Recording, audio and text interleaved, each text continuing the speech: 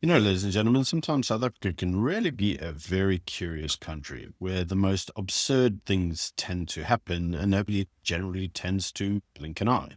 But before we get onto the main video of today, can I yet again remind you, if you haven't already, please subscribe to the channel. And if you'd like to support the work that I do here, you're welcome to buy me a coffee. The link is in the description box below. I'm sure you've heard all of this a million times before, so subscribe to the channel and I'll leave you alone. Anyway, let's get on to the very first news article of today. Now, this news article itself may not actually seem that important, but actually when I read the article, there were a number of things that actually became really curious to me. And this is the Pick and Pay store in Norwood Mall.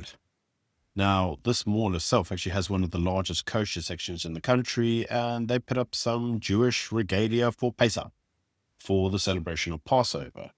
Now, why this became important is that some South African actor, writer, television personality named Eric apparently went into the mall, saw the Star of David, and made some comments on social media. The actual comments themselves went viral, and he expressed individuals to perform forms of displeasure at the actual store itself. Now, we all know what that means. That means go there, cause a ruckus, and burn some stuff down.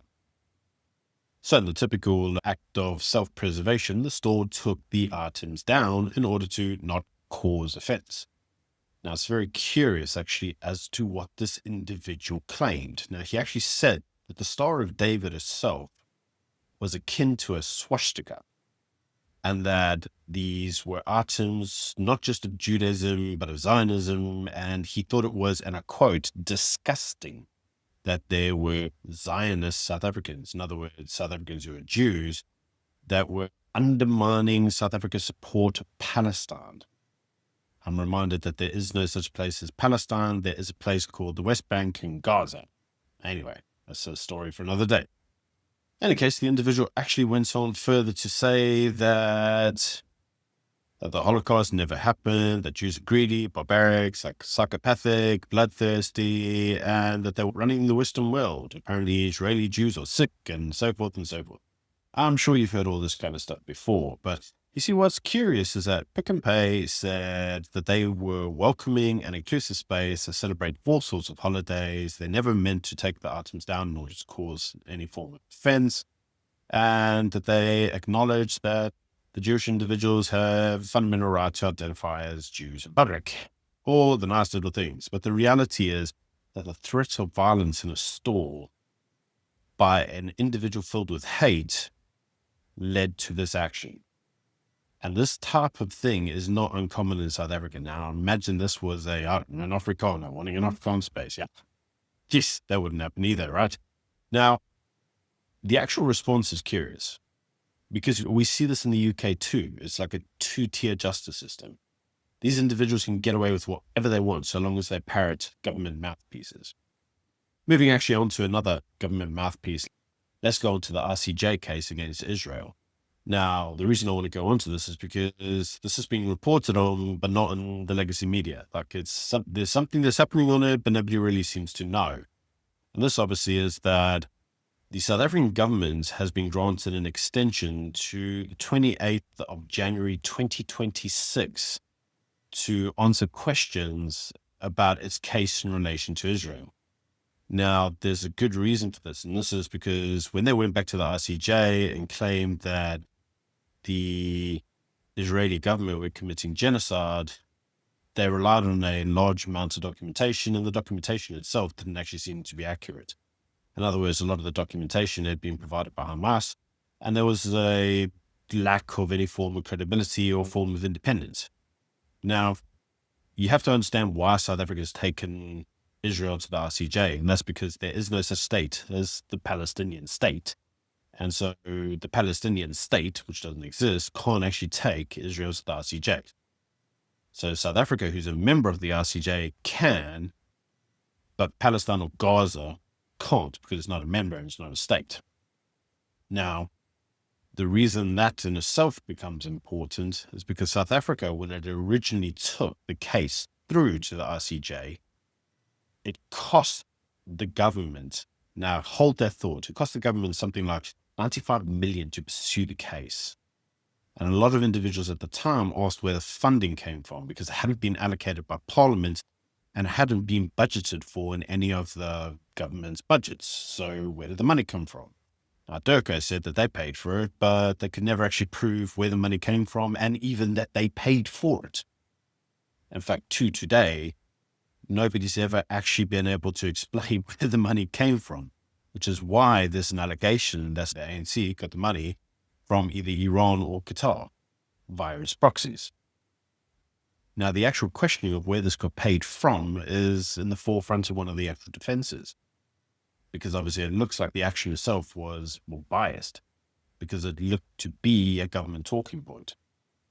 And to today, the actual taking of Israel back to the ICJ is still not budgeted. In fact, this is actually something that's meant to be in Godongwana's budget, which he's now had to basically rework because he's not going to have the VAT increase. So he's not going to be able to spend all of his money on stupid little pet projects. So the question remains, where did the money come from? Because the actual case itself appears to have been drafted with a lot of, let's call it, Hamas propaganda material, which leads many individuals to ask the question of whether or not the case itself was actually legit. I don't have the answer for that. Do let me know what you think in the comment section below. So going then on to the next story, and this one's actually quite an interesting story to consider. And this is actually the story that MTN has apparently been hacked. Now, what MTN got hacked for, we don't know, but we do know that MTN have lost some data.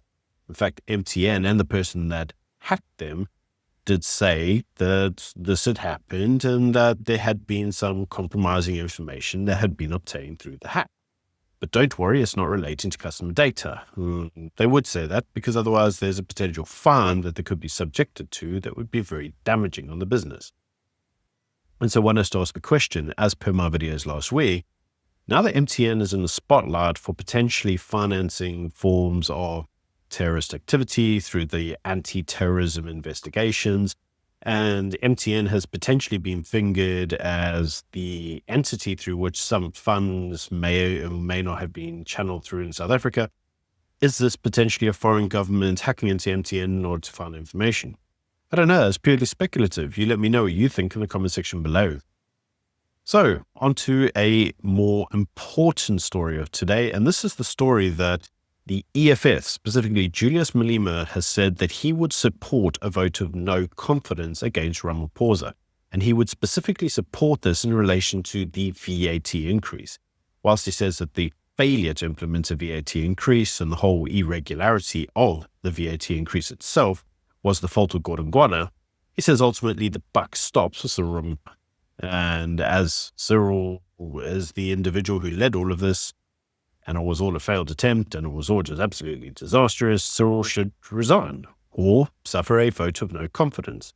Now, this becomes curious, you see, because Juju wants Cyril to resign. And the reason he wants him to resign is because he knows without Cyril, the ANC is pretty much dead. At the same time, if Cyril leaves, the natural succession plan at the moment would be for Paul Mashatile to step in as president, who Julius says that he has a good and warm relationship with, which means that they would support Paul and potentially form a coalition or go back to the ANC and have Paul run as president. It's all very curious. But the actual play to push forward the vote of no confidence is nothing more than cheap politicking. Talking of cheap politicking, there was a bill that was gazetted for new BEE sectoral targets. This was put forward earlier this month via the newly published Employment Equity Regulations 2025. Now, for those of you who have seen the news or the press around this, the actual legislation itself is really damaging.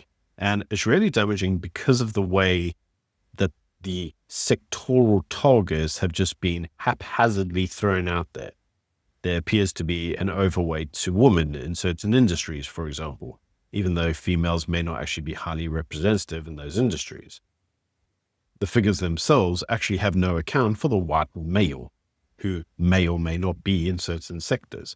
Now, if you actually take those individuals out and replace them through nothing more than bean countering, you lose a serious amount of competency or skills from that sector, which obviously will collapse the sector.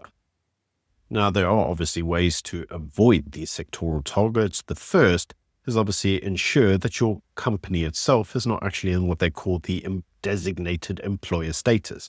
In other words, you don't employ more than 50 people.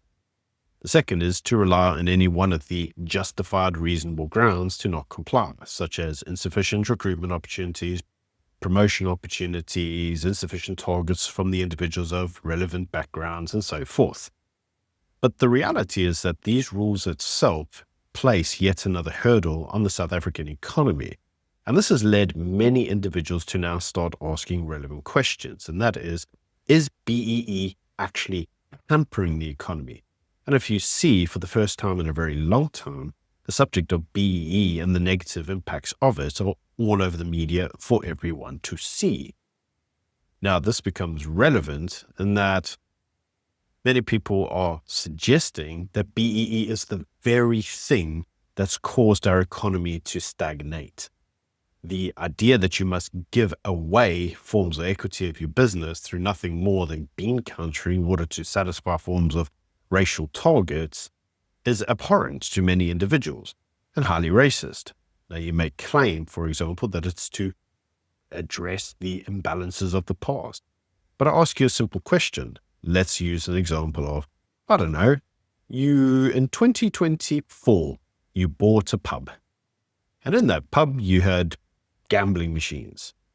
Now, you can have 5 gambling machines. If you've ever been into those pubs, you know exactly what I'm talking about. Those 5 gambling machines, you're allowed without any form of BE. You do very well. You take a loan from the bank. You promote your business. And so now it's at a decent level. Now you want to go up to, I don't know, 11 machines because you really like gambling machines. Well, immediately through the licensing criteria, you would be stopped on the basis that you would have to give 25% of your business away as equity to another in order for you to be granted that license through nothing more than, well, BE targets. And you, my dear viewer, would have to answer the question, is that fair? Because what you're effectively doing is limiting an individual's ability to grow a business through nothing more than sectoral targets. You can't claim that the individual benefited from apartheid. This would be a business that they effectively created 30 years after apartheid ended, but they would still be subject to those limitations. And this is why many individuals are now asking the question of whether or not BE should even be allowed, or whether BE has reached a sell-by date. And in predictable fashion, the only individuals that actually find BE to be a good thing are the very individuals who seem to, well, benefit from it. You know, it's quite often for you to see, for example, the Black Business Chamber to say BE is brilliant. Well, you would say that because you're benefiting from it. You wouldn't willingly let go of something that you directly benefit from, now would you? In any case, Sakhalika appears to be the only one actually challenging many of these regulations, and Sakhalika have said that they will be opposing the regulations on the basis that the regulations are unconstitutional, unlawful, and frankly harmful to the economy itself. Not least of all, they're just freaking racist. In any case, we've actually seen this occur in other sectors, such as in the South African Health Products Regulations Authority's proposal of BEE for the conditions of manufacturing, import, prescribing, and trading of health products. And it was very interesting because when we discussed on this channel the implications of NHI many moons ago, we made it very clear that our position was that the centralization of the NHI funds would be used for nothing more than to push forward forms of BEE.